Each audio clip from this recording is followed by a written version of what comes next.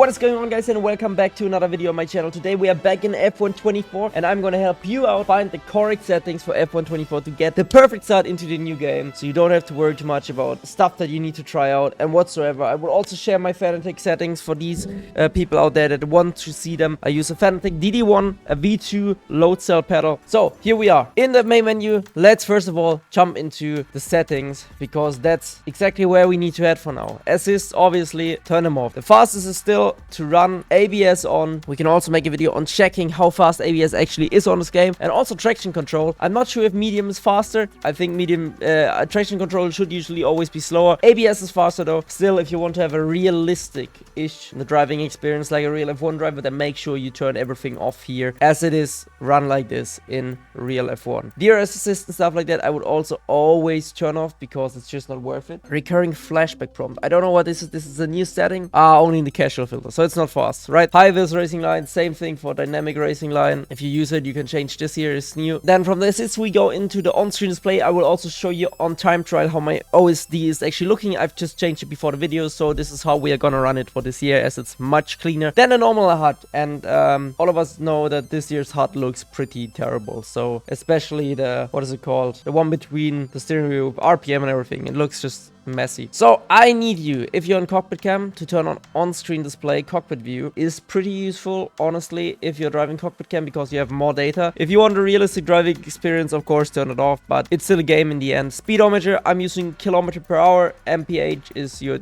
choice if you want to use it. I think this is the only way to go, because it's the most accurate. And for temperature, we use Celsius. Track map, always change it from minimap to full track map, because then you can see when other people are pitting and what's going on the track. Delta time, I would leave it on personally, because it helps you to understand where you're losing time, where you're gaining time in time trial, qualifying, the race as well. You also have your delta on the steering wheel in cockpit cam, so you always have a delta. You can't even turn that one off. And then everything else we just leave on. You can turn a couple of things off if you want to. For example, the driver tags, if they annoy you, if the names over the cars are annoying you, turn this off. Visual review mirror, I might actually turn it on for the race. It's always pretty helpful, so you don't have to look back. I don't know if it actually costs you graphic performance. It should not. Permanent session timer on, because then you can see all the time in qualifying and practice how much time is remaining, and not just the final 5 minutes. And then with the always to play objective panel, if you want to, you can turn it on. I don't have this on. Then we are heading already into the steering wheel settings. Now it's getting interesting for most of you out there. So we are here in the generic settings, as this is the first thing you can change. For Logitech True Force users, you can change stuff here, just so you know where to change it. And I'm putting the overtake as every year on hold, so I actually have to manually hold the button to deploy the ERS. The overtake. If you put it to toggle, you press it once, it's on. You press it twice, it's off. I think Jano, for example, uses it on toggle. I do not like that, so I have it on hold. Then you have a lot of different steering wheels here, of course, but the custom steering, and as you can see, podium wheelbase DD1 from Fanatec with the Formula rim. And now we're checking already the calibration, as this is this year quite interesting. I've heard, the handling's pretty bad in F1 24. Maybe they will patch it, but for now, especially when we were still playing the preview, the steering rate is 100%. But apparently, if you change around the steering rate, I think if you increase it, and then you increase the degree angle of your sensitivity on the wheel, you can actually make it feel a bit more natural. But I don't want to play around with this. Honestly, this is too much. It should just be natural, and it is not. So I hope they fix it. Also not with steering linearity or anything. I don't play around with that. The natural linearity of the brake is 25 in the game. It's the first time I actually turn it off now. I will have to see how it feels when driving, but before in all my videos I was using 25, so maybe it's actually pretty good to have a little bit of linearity on. It just makes the initial pedal force not as sensitive as the final, so you have exactly the same at the end as at the front. And if you have it off, then the initial bit is easier, and it's just not as linear. Makes sense, right? Linearity, it's like the same feeling everywhere. With this on 25, the initial bit is still a bit, it's okay, honestly, but on 100 it's really hard to press the initial bit. I run it to dead zone just so that my brakes don't drag on the straights, because sometimes I rest my foot on the brakes. I think on the throttle I also need to add a little bit, but I can also do that manually in my Fanatec software, so we are usually gonna do that there. So this is it for the calibration. On the force feedback, similar to last few years, we are running 70 in-game, and then we run everything on 0, maximum wheel rotation on 360. I don't think it matters too much what you do here. Even if you turn this up to, like, I don't know what, it doesn't matter. It all matters depending on your steering wheel. On Fanatec it matters what you do in the software and not in the game. And And apparently also this year, if you run, for example, 300 wheel rotation on F123, you can run higher wheel rotation on F124, as the steering is a bit weird. Actually, from what I read from David Greco on Twitter, old handling designer that also knows what, like from a Q&A of the official handling designers from this year's game, they said that the steering wheel, so the wheel rotation in the game, is apparently not 360 anymore. The animation still is, but you can change it now. So you can make it higher, you can make it 400 or 500 if you want to, but the animation in the game is still on 360. So it's a bit confusing, bit of a mess up from the devs here, but it's what it is. We have to live with it. Just so you know, if you want to change it, if you feel like it's too sharp, increase the steering rotation. If it's too sluggish, then decrease the steering rotation to a lower degree, and then it's going to be easier for you. Then for my button mapping, okay, I will actually show this with a controller. I would like to show you my buttons, because then you can see where I have it. But so pretty much in the top right, I have my overtake. In the top left, I have my DRS on my steering wheel. Then I changed most of the stuff on the MFD with my stick. I have an increase, I think. Did I already set that up? Yeah, decrease and increased brake bias, because you know I have the advanced pedals on the back of the steering wheel. So my pedals on top is increase and decrease on both sides. So left is decrease, right is increase on top of my normal shifter pedals. Aside from that, I don't use anything. I don't know even find a control and ensure optimal calibration. Make sure to push your control to its maximum. What the heck is special? No clue, guys. I don't know what they want. But yeah, so overtake is on 3. I've changed the manual pit, so it's like, can I actually plug it out without? Oh no. It's too tight. Okay, never mind. I can't plug it out. I'm too weak right now because I was in the gym yesterday.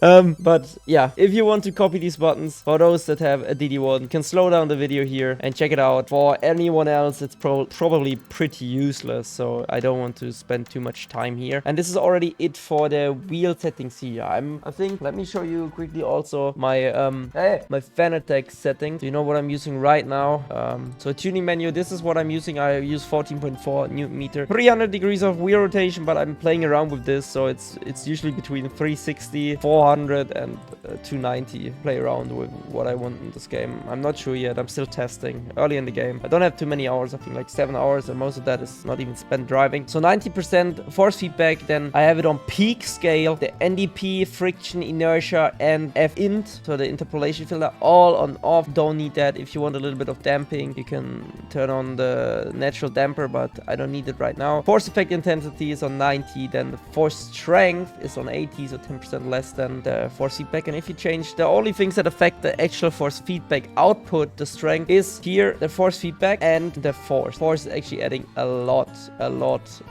So yeah, just keep that in mind. If you want to change something, if you want full Newton meters, spring I have 100, damper 100, but it doesn't affect as the in-game is not, well, I don't run in-game damper, so this effect only happens when you have in-game damper. Brake force I use currently 60, so this is to hit it. I use the black spring with 385, so the stiffest possible option with the stiffest possible spring. And yeah, that's it. So let's head back into the game, go to the next setting, which is graphic settings. Interesting one, because you know, back in the past, a lot of people, oh, 30 FPS, oh, 60, oh, whatever. So first of all, as I'm not doing esports anymore, I can run nice graphics finally. Maximum graphic, cooking PC. I have a 4090 in there. Oh, I have motion blur strength one. I still have it on. I might turn it off because you don't really need it. Steering animation, can keep it on. If you don't have it on, then the steering will stay in the middle. Video mode, yeah, I have 4090, there you go. Windowed full screen, but that's just because I'm streaming. Otherwise, I would run it normal full screen. Aspect ratio, it just depends on your monitor. For me, it's full screen. Then VSync off, VSync interval auto, refresh rate also on auto, because I think that's because of the resolution with the windowed full screen. Otherwise, I would run it to the max of my monitor, so 240 hertz. Frame rate limit, I have it on 120 because that's what the esports boys were using. And actually, with ultra high, I can still run 120 without any issues. And then I have 16x anisotropic filtering, TAA and Fidelity FX sharpening on anti-aliasing because it looks a little bit nicer. And then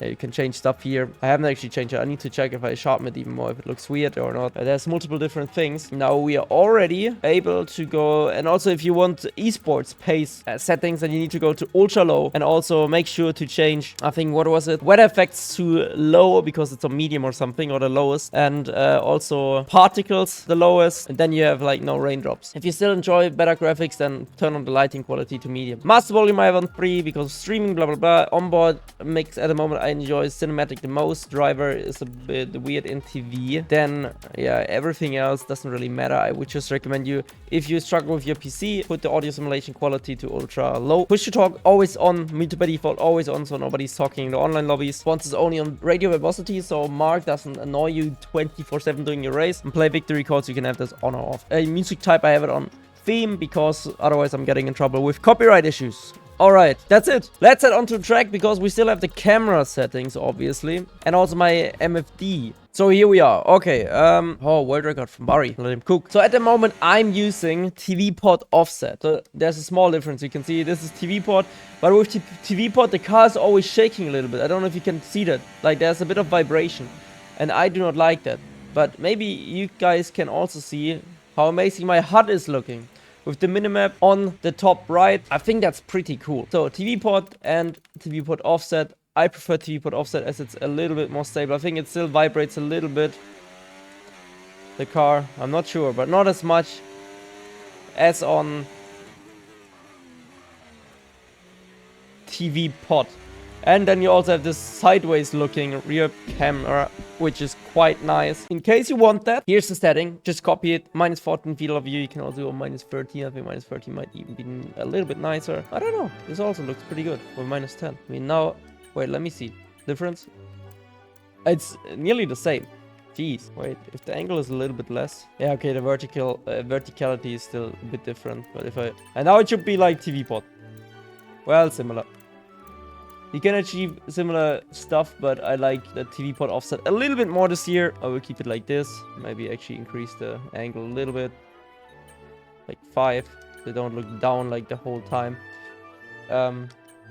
3, 2, something like this. Okay, this looks pretty neat. There we go. Field of view, blah, blah, blah. Camera shake always off, always the nicest. Then if you want to run TV pod, this is what I would recommend. And on cockpit cam, I actually don't have settings there yet. But if you want a realistic cockpit cam, always put look to apex limit off, camera movement and camera shake off. It's very annoying. Then I would also turn the halo column off. Guys, if you are talking realistic, you barely notice it in real life, so turn it off. And for me, the field of view would probably be something like this here, -10. Looks good. Verticality, you can maybe increase it a little bit so you see a little bit more, but at the same time it looks good. Then here the angle, so I can see a bit more straighter, maybe on like 2. Yeah, that looks nice. And then mirror angle I anyways can't see, but you know, if you go into cockpit cam, then it looks like this. Reminds me a bit of iRacing actually. And now if I would be a cockpit cam driver, I would surely turn off the steering movement, because then you have it always fixed. I know it's a bit confusing, but now you have it always centered. Wait. 57 brake bias, not the one. Very nice, actually. I like this cam angle a lot. Might actually run it a couple of times. If you want, we can do a cockpit cam career. And yeah, so this is pretty much it. Aside from, obviously, oops, forgot about that. My OSD settings. Guys, I nearly forgot. There you go. So this is pretty much what I run everywhere. For this, like the bigger ones, I'm using 70% of scale. For the smaller ones, like, let's take the ones that don't matter too much. Like this here, the yellow flags, I put the 50. And then I have the minimap up here, because then I can put my face cam in the bottom left, and you still see the minimap. The HUD is very clean. It looks nice. And yeah, that's all we need to ask for. So just kind of try and copy that. Like all of these panels. Wait, these here, 70, also at the bottom. With the HUD. This here is also 75. Okay, we'll put it to 70. Put it up a little bit. And that's it. You have to do it, but just to remind you, if you're like, oh my god, Marcel, it's not working. It does. If you check in, at the moment I can't change it, but at the bottom left, next to normal, there should be mode for race, qualifying, elimination, and time trial. And you need to change it again and again and again. For every single one of them. Which is super annoying. I don't know why. If I change it now, it should be the same for every single one of them. Because it's not the option, but I would assume this is for time trial right now. You keep that in mind, because otherwise you come back into the comments, Marcel, it doesn't work, it's your fault. No, it's not. You just need to select the right mode for the right modi, like time trial or whatever you want to change on the OSD, and then it's fine. Then you have this beautiful looking OSD, super clean. I think that looks great. Much better than the normal UI. Also, if you make the the one on the steering wheel a little bit smaller. It looks actually good, and now I want to have the steering animation back on again, as it's annoying me. But anyways, guys, this is what you have to do in F1 24 to get good settings, to play the game right away without any kind of trouble. Just watch this video, share it with your friends that also need to try it out, and I will see you in the next one. I hope this was helpful. Leave a like, subscribe, and notifications on for more content like this, and also check out my socials like Instagram. I will see you in the next one. Have a lovely day. You're Marcel. Peace.